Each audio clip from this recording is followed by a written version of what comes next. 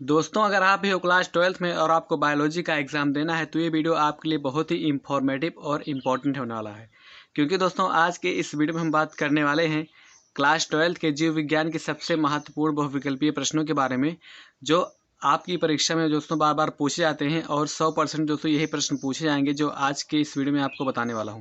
क्योंकि दोस्तों ये बहुत ही इंपॉर्टेंट प्रश्न है और आपकी बोर्ड परीक्षा में बार बार पूछे जा चुके हैं, जो कि दोस्तों आपके क्लास 12th बायोलॉजी एग्जाम 2022 के लिए बहुत ही इंपॉर्टेंट है। और दोस्तों वो बहुविकल्पीय प्रश्न कौन कौन से हैं, दोस्तों आज के इस वीडियो में हम टॉप 15 बहुविकल्पीय प्रश्नों को कवर करने वाले हैं, जिनमें दोस्तों आपके कम से कम 5 तो 100% पूछे ही जाएंगे। तो दोस्तों वीडियो को कंप्लीट देखिएगा, वीडियो को बिल्कुल भी स्किप मत कीजिएगा। तो आइए बिना टाइम वेस्ट किए हम वीडियो को शुरू करते हैं। तो दोस्तों सबसे पहला आपका जो प्रश्न होता है दोस्तों कुछ इस प्रकार है कि निद्रा रोग किस जंतु के द्वारा होता है, यानी कि निद्रा रोग किस जंतु के द्वारा होता है। दोस्तों आपको ऐसा दिया रहेगा और आपको 4 ऑप्शन दिए रहेंगे। दोस्तों आपका जो ऑप्शन सही है वो होगा ट्रिपैनोसोमा, यानी कि जो निद्रा रोग होता है वो कौन से जंतु द्वारा होता है, ट्रिपैनोसोमा जंतु द्वारा वो फैलता है दोस्तों निद्रा रोग। उसके बाद हमारा अगला प्रश्न आता है कि टीबी के टीके का नाम है। टीबी के टीके का नाम है दोस्तों, जो टीबी के टीके का नाम होता है उस टीके का नाम होता है बीसीजी। बोलते हैं ना कि बीसीजी का टीका लगवा लो, यानी कि बीसीजी होता है जो वो टीबी के टीके का नाम होता है। उसके बाद दोस्तों हमारा सबसे इंपॉर्टेंट क्वेश्चन है, बार बार पूछा जाता है कि द्विनिषेचन क्रिया होती है। द्विनिषेचन क्रिया किस में होती है, अनावृत बीजी पौधों में या आवृत बीजी। दोस्तों इसका ऑप्शन हो जाएगा आवृत बीजी पौधों में दोस्तों, जिसे हम जिम्नोस्पर्म और एंजियोस्पर्म बोलते हैं। तो इसमें आवृत बीजी पौधों में जो द्विनिषेचन की क्रिया होती है वही संपन्न होती है। उसके बाद दोस्तों हमारा अगला बहुत ही इंपॉर्टेंट क्वेश्चन है दोस्तों, जो आपकी बोर्ड एग्जाम में बार बार पूछा जाता है, वो है कि भारतीय भ्रूण विज्ञान के जनक हैं। भारतीय भ्रूण विज्ञान के जनक हैं तो कौन है, पी माहेश्वरी जी। जो पी माहेश्वरी जी हैं वह हैं भारतीय भ्रूण विज्ञान के जनक, इनको माना जाता है। दोस्तों ये बार बार पूछा जा चुका है, आप इसे रट लीजिएगा।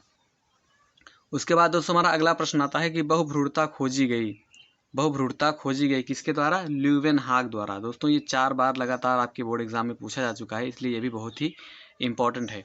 तो इसको रट लीजिएगा कि बहुभ्रूणता जो है वो ल्यूवेनहाग वैज्ञानिक द्वारा खोजी गई थी। उसके बाद दोस्तों हमारा अगला प्रश्न आता है कि सेल्विया में परागण होता है। सेल्विया में परागण होता है तो दोस्तों जो सेल्विया में परागण होता है इसका आंसर हो जाएगा कीटों द्वारा। जो कीटों में द्वारा होता है वो सेल्विया में परागण की क्रिया संपन्न करता है कीट। दोस्तों ये बहुत ही इंपॉर्टेंट क्वेश्चन है, आपका लगातार ये भी 3 बार आपकी बोर्ड एग्जाम में पूछा जा चुका है, इसको आप एकदम ध्यान से पढ़ लीजिएगा। उसके बाद दोस्तों हमारा अगला प्रश्न आता है कि एंटी सीरम में होते हैं। एंटी सीरम में होते हैं क्या होते हैं, एंटीबॉडी होते हैं। एंटी सीरम में क्या होते हैं, एंटीबॉडी होते हैं। दोस्तों ये भी आपके बोर्ड एग्जाम में लगातार 3 बार पूछा जा चुका है, तो ये भी बहुत ही इंपॉर्टेंट है। उसके बाद दोस्तों हमारा अगला प्रश्न आता है कि किस कारण से वर्णांता का विकास होता है। किस कारण से वर्णांता का विकास होता है दोस्तों, तो इसका आंसर हो जाएगा अनुवांशिकी से। जो अनुवांशिकी है इसके द्वारा ही वर्णांता का विकास होता है। उसके बाद दोस्तों हमारा सबसे मोस्ट इंपॉर्टेंट क्वेश्चन है, जो कि बार बार पूछा ही जाता है कि हरगोविंद खुराना जाने जाते हैं, यानी कि हरगोविंद खुराना किस लिए जाने जाते हैं। दोस्तों आपको 4 ऑप्शन दिया रहेगा। गोविंद खुराना जाने जाते हैं किसके लिए, प्रोटीन संश्लेषण के। दोस्तों बहुत ही इंपॉर्टेंट क्वेश्चन है, आप इसको ध्यान से पढ़ लीजिएगा। उसके बाद दोस्तों हमारा अगला प्रश्न ये है कि संदेशवाहक आरएनए का निर्माण होता है। संदेशवाहक आरएनए का निर्माण होता है कहाँ पर होता है, केंद्रक में होता है। आपसे पूछा जाए, आपको ऑप्शन दिया रहेगा बहुत दोस्तों, आपको केंद्र ही टिक करना है। जो संदेशवाहक आरएनए होता है उसका निर्माण कहाँ पर होता है, केंद्रक में ही होता है। उसके बाद दोस्तों हमारा अगला प्रश्न आता है कि आकस्मिक आनुवंशिक परिवर्तन को कहते हैं। आकस्मिक आनुवंशिक परिवर्तन को कहते हैं, क्या कहते हैं, उत्परिवर्तन बोलते हैं। दोस्तों ये भी बहुत ही इंपॉर्टेंट है और आपके बोर्ड एग्जाम में लगातार 4 बार पूछा जा चुका है। उसके बाद दोस्तों हमारा सबसे इंपॉर्टेंट जो प्रश्न है वो है कि पुनरावृत्ति सिद्धांत को प्रतिपादित करने वाले वैज्ञानिक हैं। पुनरावृत्ति सिद्धांत को प्रतिपादित करने वाले वैज्ञानिक हैं दोस्तों, वैज्ञानिक कौन से हैं, हीकल हैं। हीकल ने ही पुनरावृत्ति सिद्धांत को प्रतिपादित किया। दोस्तों बहुत ही इंपॉर्टेंट है और लगातार आपके बोर्ड एग्जाम में 6 बार पूछा जा चुका है, तो आप इसको एकदम राइट पढ़ लीजिएगा ठीक से। उसके बाद दोस्तों अब बढ़ते हैं अपने अगले प्रश्न की ओर। हमारा अगला प्रश्न है कि स्त्री में अंतरोपण के समय भ्रूण किस अवस्था में रहता है।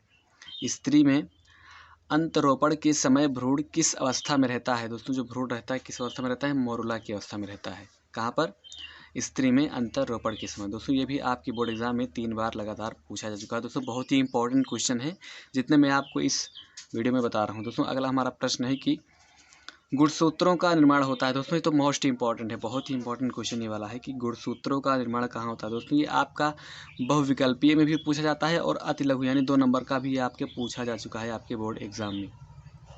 तो दोस्तों परीक्षा की दृष्टि से बहुत ही इंपॉर्टेंट प्रश्न है कि गुणसूत्रों का निर्माण होता है, कैसे होता है, कहाँ पर होता है कि यूक्रोमैटिन और हेट्रोक्रोमैटिन में होता है। गुणसूत्रों का निर्माण यानी क्रोमोसोम का निर्माण कहाँ पर होता है, यूक्रोमैटिन और हेट्रोक्रोमैटिन में गुणसूत्रों का निर्माण होता है। दोस्तों आप इसको एकदम सही से याद कर लीजिएगा। उसके बाद दोस्तों हमारा सबसे इंपॉर्टेंट और लास्ट क्वेश्चन ये है कि अनिषेक जनन होता है। अनिषेक जनन होता है दोस्तों, ये भी आपके बहुविकल्पी में और अति लघु में भी पूछा जाता है कि अनिषेक जनन कहाँ होता है या अनिषेक जनन होता है कहाँ पर होता है, मधुमक्खी और टर्की में। तो यही थे आपके टॉप 15 क्वेश्चन जो आपके class 12th biology board exam के लिए बहुत ही इंपॉर्टेंट है और आपके एग्जाम में बार बार पूछे जाते हैं। दोस्तों आप इन क्वेश्चन को एक अच्छी तरीके से तैयार कर लीजिएगा। दोस्तों मैंने 15 क्वेश्चन आपको इस टॉपिक में कवर करवाए हैं, इनमें से 5 तो दोस्तों आपके बोर्ड एग्जाम में पूछे ही जाएंगे। दोस्तों अगर वीडियो और जानकारी अच्छी लगी हो तो वीडियो को लाइक शेयर कर दीजिए और हमारे चैनल को सब्सक्राइब कर लीजिए।